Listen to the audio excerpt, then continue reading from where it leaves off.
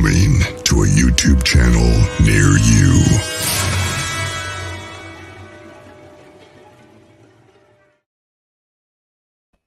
Hello, everybody. We have Justin Decker here tonight as our guest. He's a paranormal investigator and a cryptid investigator. And he's going to be helping run the show tonight. And I'm excited to meet him and interview him and talk. So it should be fun. I can't wait to ask him about Bigfoot and some of the other cryptid that's out there.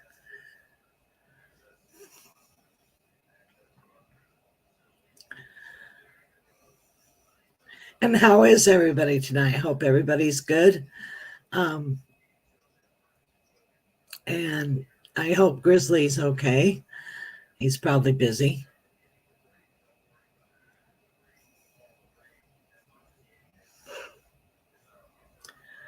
So it's fascinating to find out about cryptids and what other investigators find and see, and what their favorite place is and what their scariest place is. And it's going to be an exciting show tonight. We have I'm safe. I'm on the East Coast. The West Coast is getting hit bad. We're going to have the tendrils of the hurricane, and then it's going to cross. It'll cross above me, but we'll get the tendrils of it Wednesday and Thursday, but we'll be okay. So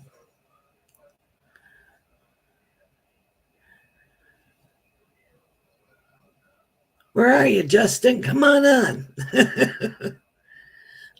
Does anybody have a question while we're waiting for Justin? I'll do mediumship if you want to know about your passed on people while we're waiting for Justin.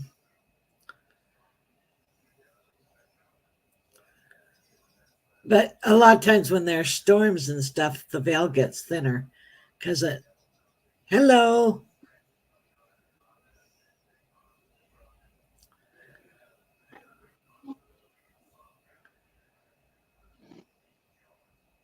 Am I not showing up on the screen? Nope, there you are. Hello, Justin. I might be having a little connective problems. Hey guys, how y'all doing tonight? Good. We're excited to have you. Oh, I'm excited to be here. I am currently in Tennessee, in the basement in the secret location here. So my signal might be kind of in and off and spotty, but I'll do my best to be with y'all tonight. Nice. As we were saying before, you're a paranormal investigator and a cryptid investigator. And I was asking you, I don't know if it got on the show or not, No. how you got into it. Well, I want to clarify. I don't bill myself as any type of investigator. Okay. I'm a researcher. Oh, researcher. I'm sorry. Because I don't do a lot. Yeah, no, it's okay. I don't do a lot of field work. I do a lot of what I call like data analysis more than anything. I do archival research and things like that. I love getting out in the field, but with my health issues and stuff, it just makes it difficult. And I believe an investigator is somebody that's actually out there doing boots on the ground investigating. And so I'm real careful just to clarify on that one, you know. I apologize. No apology needed. It's a me thing. I like to clarify what it is I do because I don't want to give a false impression, you know. I do, like I said, I do research, I analyze data. I've read thousands and thousands of reports when it comes to Bigfoot and Dogman. I mostly focus on cryptid and Fortean subjects. I don't do a lot with like ghost hunting and stuff like that, although I do some. I'm just really like anything that's odd and strange and unusual that we don't really know about. That's the big mystery. That's what really draws me.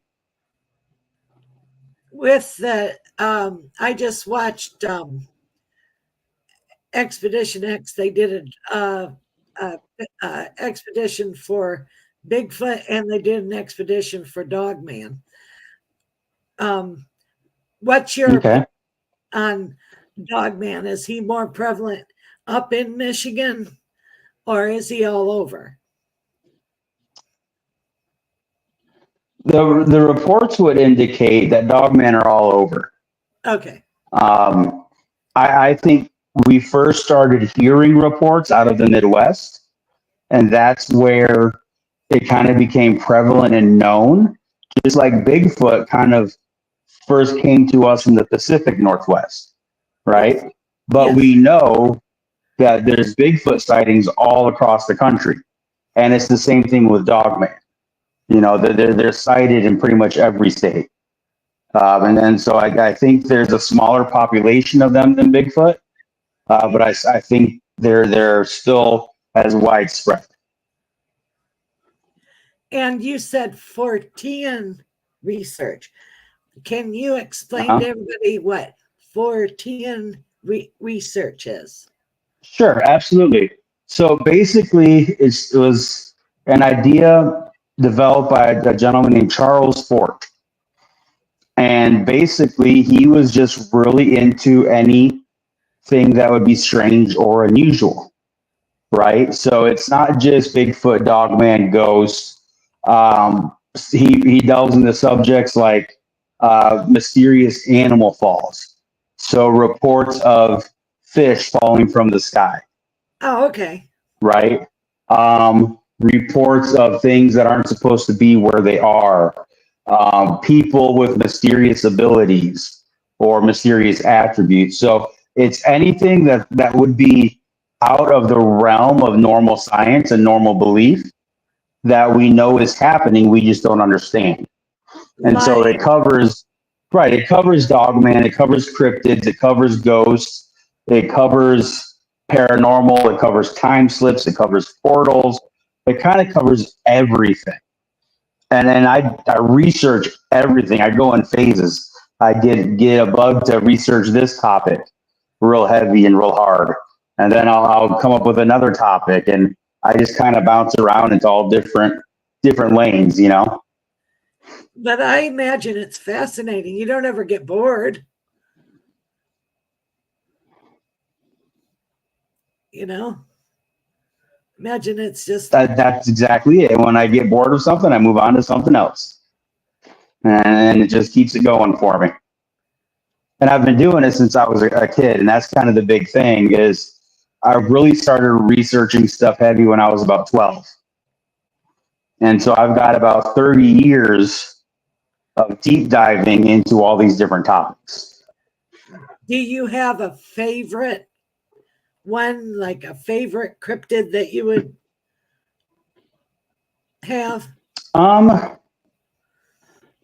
It's very cliche, but my favorite is Bigfoot, but Bigfoot in other countries, right? I like to hearing about Bigfoot creatures from around the world. And the reason is because I grew up in South America. I was born in Colombia, and I spent my first 10 years down there, and a lot of that time was living deep in the heart of the Amazon jungle and with an indigenous tribe. And that tribe had, we would call it a legend or a lore. To them, it was reality of a creature that when you understand what it is, it's basically a Bigfoot type creature. And this is not a tribe that could have been culturally contaminated. Right. We were literally the only people that they had contact with. Wow. We were the only people that knew their language. You know, and so this wasn't a case of cultural contamination. This was their experiences in the jungle of this creature, right? And then they called, his name was Nimit, is what they called it.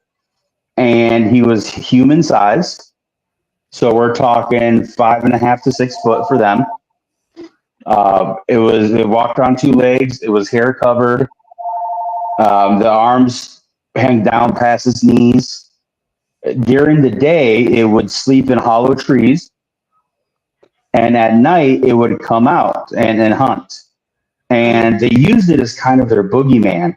The idea was if this guy Nimit caught you away from the safety of the family and the fire, that he could catch you and he would drain your blood and he would kill you. Wow. And this was their creature. But to them, it wasn't a boogeyman. It was a real flesh and blood creature that they knew about and they looked out for. And that kind of really has driven into me this idea of, believing the people in an area that live there. Yes. Right. And so if you have a group of people that are saying, hey, we're experiencing this creature, then they're experiencing that creature. I can't sit there and say, no, they're lying. Right. Right. And it might be, and it's about perspective, right? So they might have magical attributes and all these things that they don't understand about it. And so it's about learning physically what they're talking about and understanding that they might apply their own lore and beliefs to this creature and maybe make it a magical creature and all this stuff. But that doesn't mean the creature itself is not real. Correct. Right.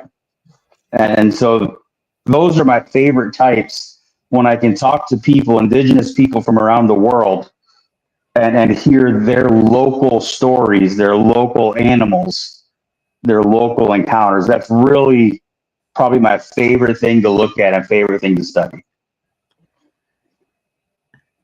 What is, you've been all over. What's the most magical-ish one, cryptid that you've heard about in another country?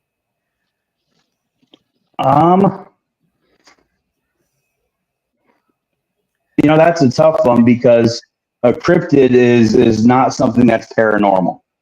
And right. So magically speaking, if it has magical abilities, it's no longer a cryptid. It's a paranormal entity, right? And we would classify it as something else because a cryptid, by definition, is a flesh and blood biological creature. Okay. Right? Because it's cryptozoology would be a branch of zoology, which is the study of animals. Right. The crypto part just means it's the study of hidden or unknown or out of place animals, right? And so take Dogman, for example. The moment we bring Dogman and put it with some paranormal aspects, it's no longer a cryptid. Okay. I didn't know it's an entity. Okay. Right? Yeah. So just like the rake, people talk about the rake or the pale crawler. Right. That would be considered at this point a more paranormal creature as opposed to an actual cryptid. Or skinwalkers. That's not a cryptid by definition. And I know I'm technical on that, so I try not to harp on it too much. Okay. But one of probably the most fascinating cryptid for me that I've ever heard of was, I believe it was Italy back in like the 1800s. There was reports of winged snakes in like the olive groves and in the farms. I don't know if they call them farms, plantations, wherever it is where they grow the massive amounts of olive trees, for production, for the oil and stuff. And there's reports, they're rare and unusual, but they called them winged snakes and winged serpents. And they were basically described as small dragons or wyverns, if you want to be technical on dragons, because they didn't have all the feet. They were serpents with wings. And we don't have anything in biology that's analogous to that. There's nothing that we could say, oh, they just mistook this, or it was a misidentification, right? Because you can't just misidentify a flying snake. Right. And the reports weren't it was gliding from tree to tree because there are gliding snakes. The reports were literally snakes that had wings that could fly. And Wow. they weren't big, they weren't like massive, they were, 2 to 3 foot long, and all this, and they would bite you if you got into the nest and all this kind of stuff.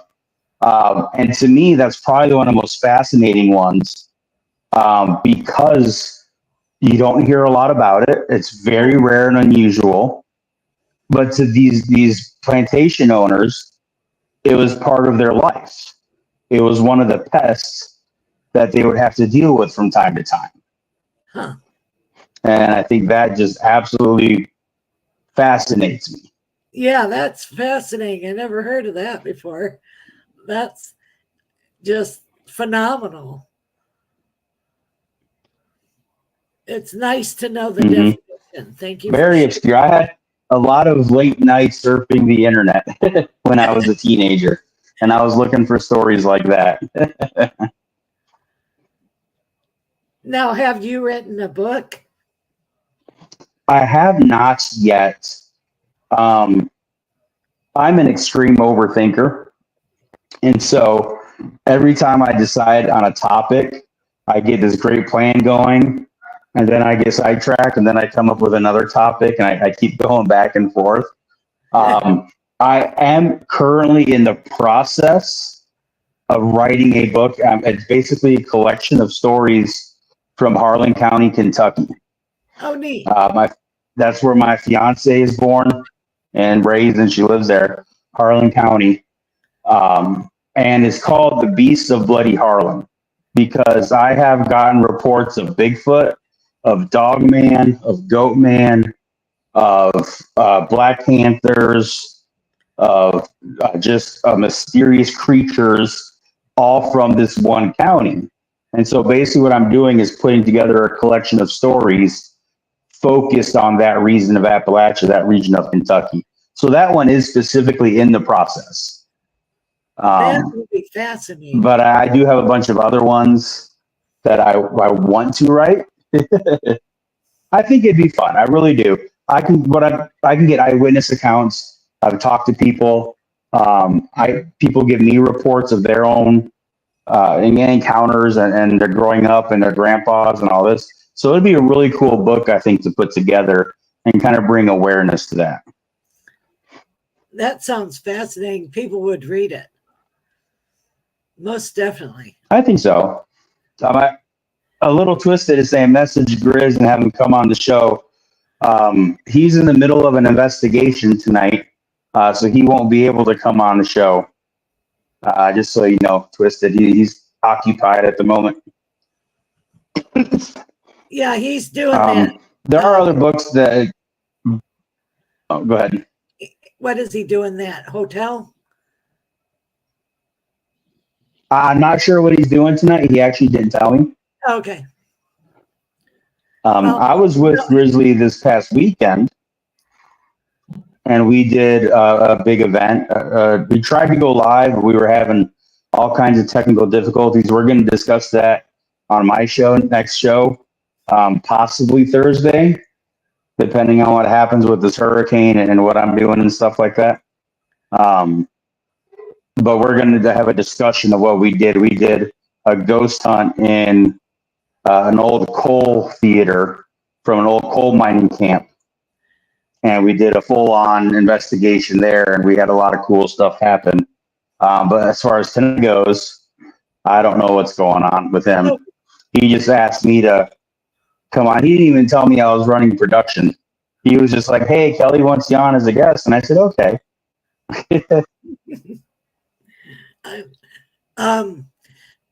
What's a favorite story of in Kentucky where you live that you enjoy? Of the history of what? So my favorite one actually happened on the border of Kentucky and Virginia. And this was a story told to me directly from a family member. This happened to like a great or a great great uncle of his. And the story goes It was in the mid 1800s, I believe, and he had gone across the mountain to Virginia to find work.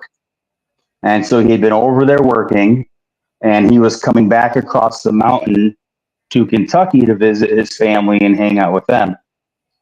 And on his way back, he met up with another gentleman, and they were traveling together. And one of the nights that they were coming across the mountain, they could hear roaring in the distance. And so it kind of freaked him out. It was getting nighttime, so they found like an abandoned cabin for them to take shelter in for the night. And the gentleman that was his uncle went up into the loft area in the rafters, and the other gentleman kind of made his camp down at floor level. Okay. Okay. Sometime during the night, something came in and killed and mauled the guy that was sleeping down on the floor. Oh, no. Okay. And it woke the guy up. He saw what it was. And I'll tell you what it was afterwards. He saw what it was, and terrified, and he hid himself up there. Come daylight, the creature left, and he continued on his way. He wasn't going to hang around. You know what I mean? Right. And so, again, it's coming up on the evening. He came upon another cabin, but this one was occupied. And he helloed the house, and the occupant came out, and the guy had two big dogs, and he chained them up outside. And the guy was like, it's just getting dark, you need to come in. And they heard that roaring start again. And then so the guy was like, yeah, I'll come in.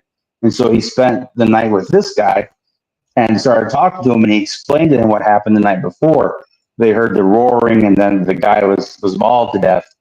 And the old timer in the cabin explained what was happening and what was going on. And he explained that's why he had the two large dogs that he chained up outside. What was roaming those mountains, the way this guy described them is they were African lions. There was maned lions that were in the area, and that's what it was. That's what came in and mauled the guy. That's what was roaring, and that's why this guy had these dogs out there.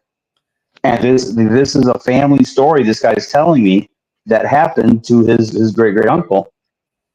And it sounds amazingly far-fetched. It really does. The guy was safe for the night. He ended up going home, telling the story to his family, and that's how the story came down the line. Now, the gentleman that told me this, he's a PhD. He works with the National Park Service. He's a college professor. He's a huge history buff. He does like Civil War reenactments and all this kind of stuff.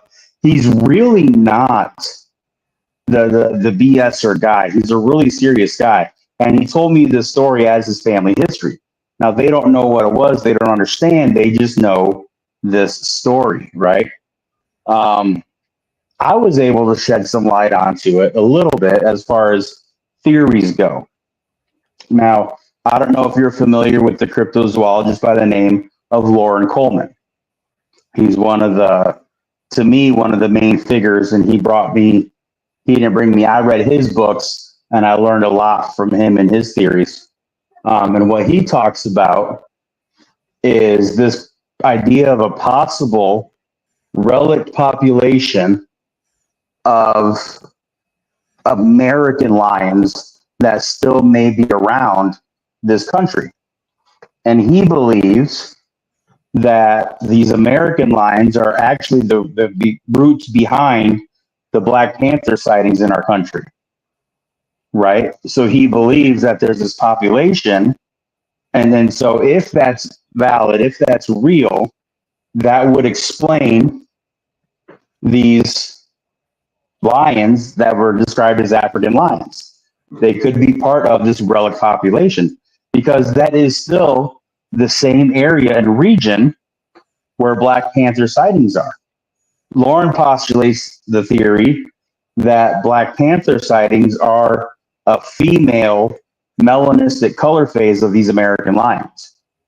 Huh. And so it all kind of ties in together with the stories, you know. And then so I explained that to this guy, and he was grateful that there was some kind of, wasn't just his family being crazy, something actually could potentially be there.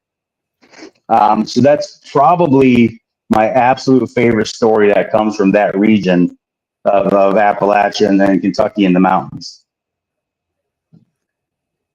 Neat. I live Yeah. in Florida. My mom and dad lived out in Waxahachie, and we saw a black panther. Really, really, really. Everybody I believe it.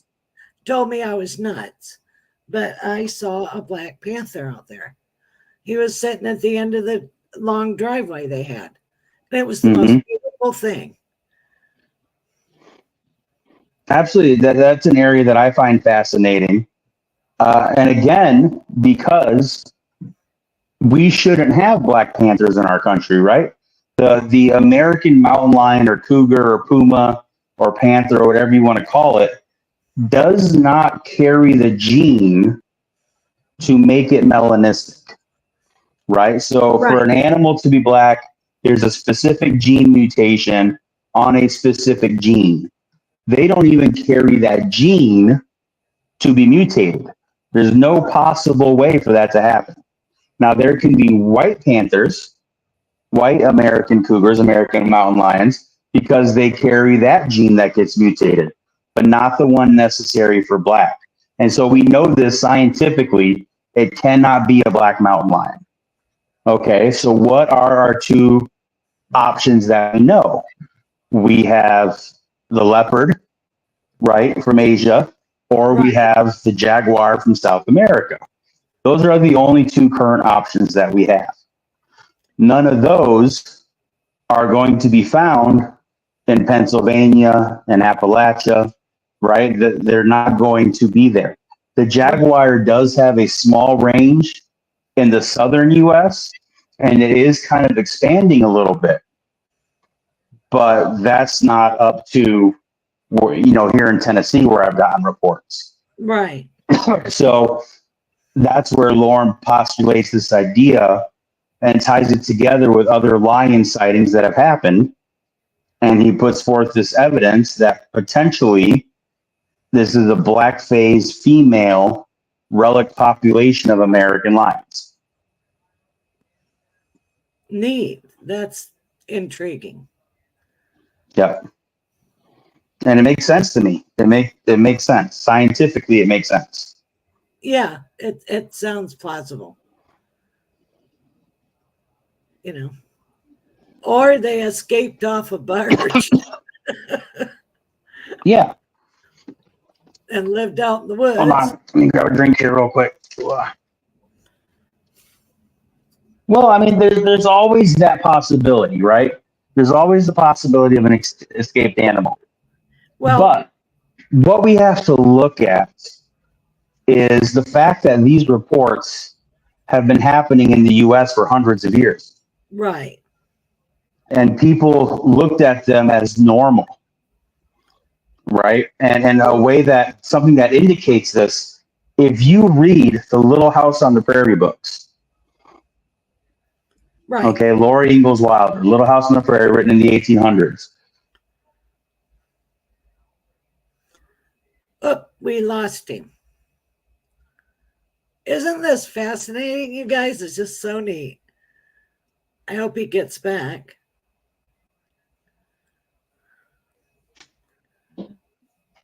Hello. You got me back? All right. Yep. In the Little House on the Prairie books, they specifically mention a Black Panther.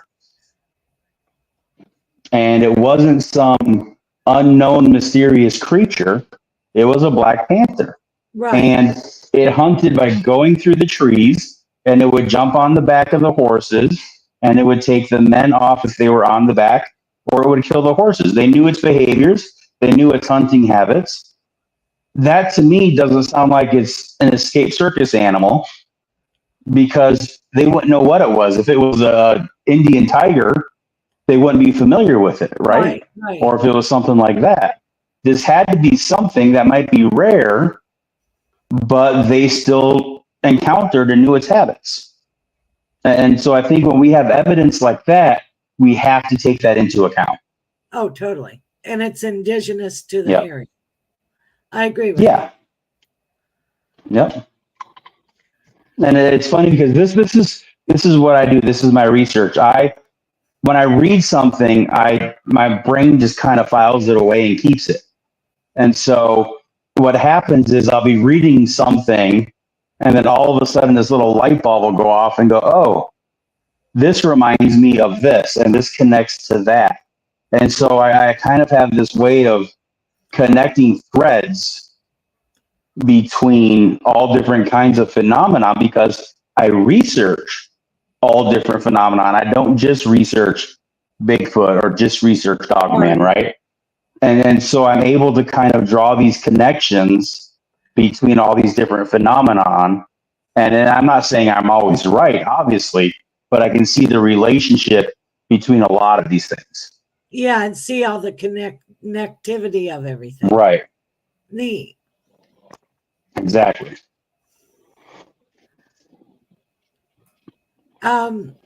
What about the Mothman? Oh, that's a fun one. Research on the Mothman? I have. A couple years ago, I went out to the Mothman Festival. Hung out with my buddies, the Small Town Monster Crew. Always got to give them a shout out.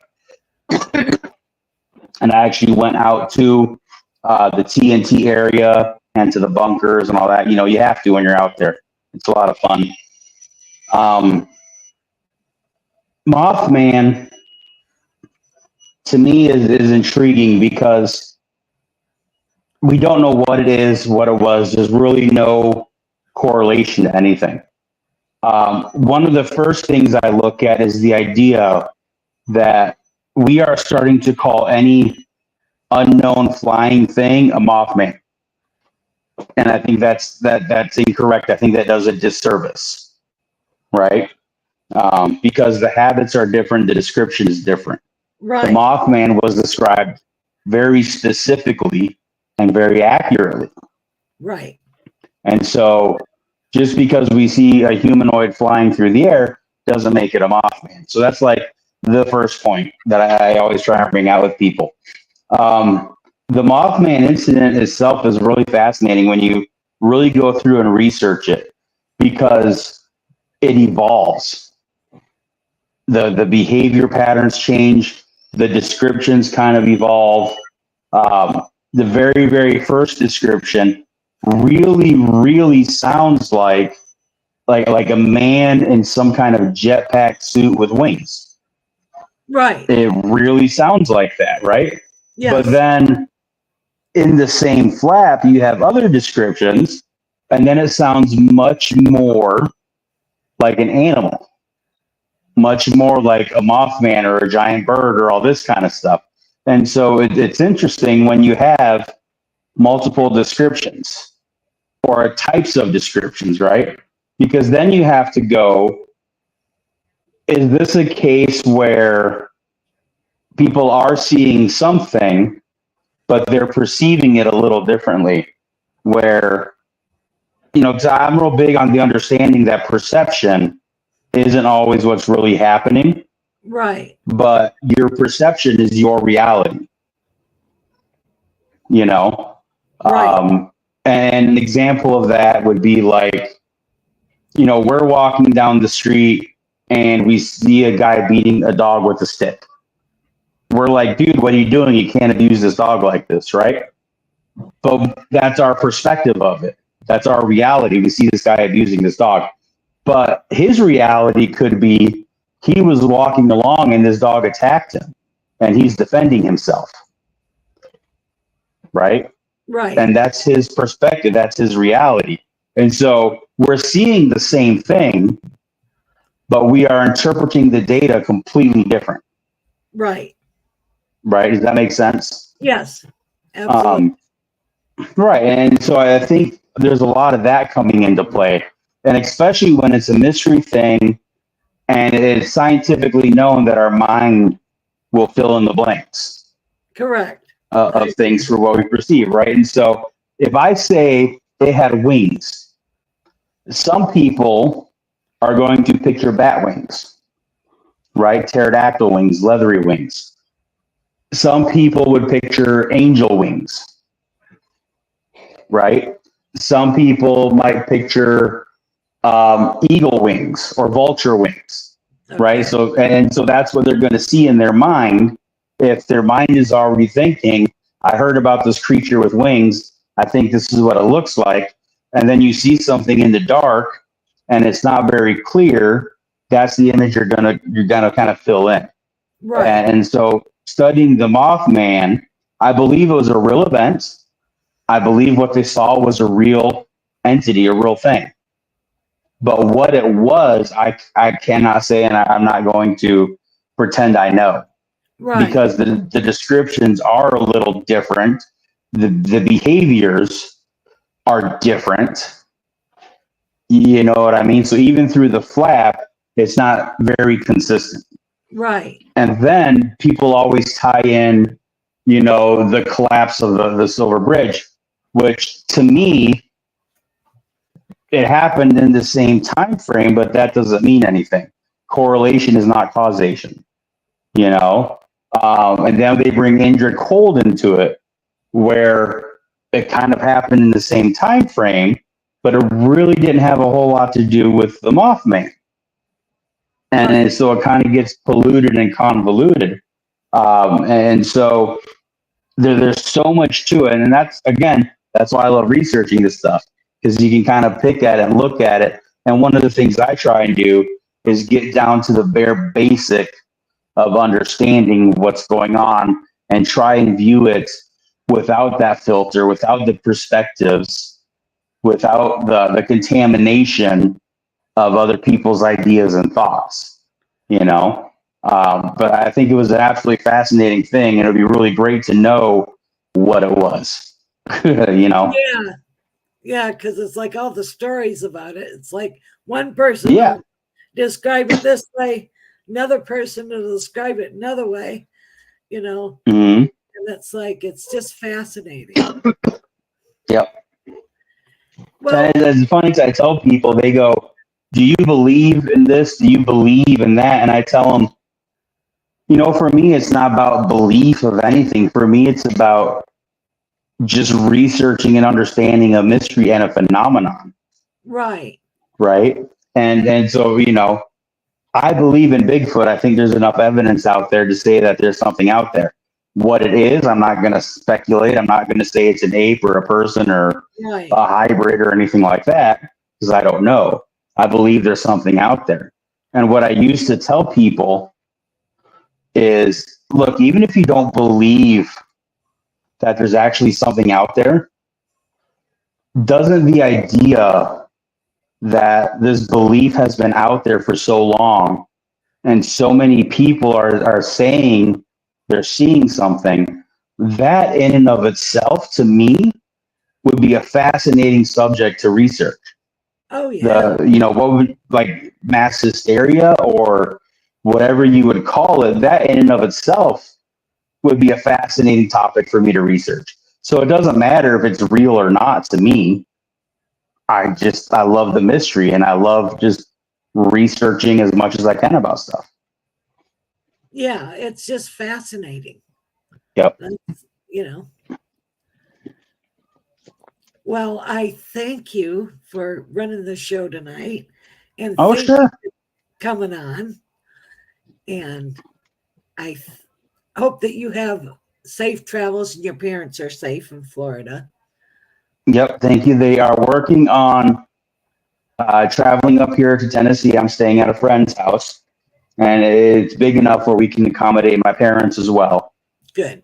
So I convinced them to leave Florida and to come back, you know, to come up here. So that's what they're working on doing right now. And hopefully they'll stay safe. I still have some family down there, but, you know, their choice to stay and hunker out, and they know what they're doing. They lived in Florida for a long time. they're younger, they're healthier, they can kind of go through with it and stuff. So I'm just glad my parents are coming out, so we don't have to worry about them. Yes. Yep. So what's your next adventure? Oh, I don't know. I never know what I'm doing. Oh, okay. I'm not gonna lie. I never know where I'm going next. Most of the time, I'll just get a call from like Jennifer, my fiance, and say, "Hey, do you want to come up and we'll go do this?" Nice. Sure, why not? Or something will just fall in my lap, and then I'll look into it. Even my shows are kind of like that. I really rely on my audience to tell me what they want to hear about, because I'm just all over the place.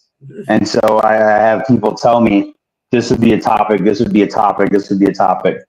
And so that's how I kind of lay out my shows.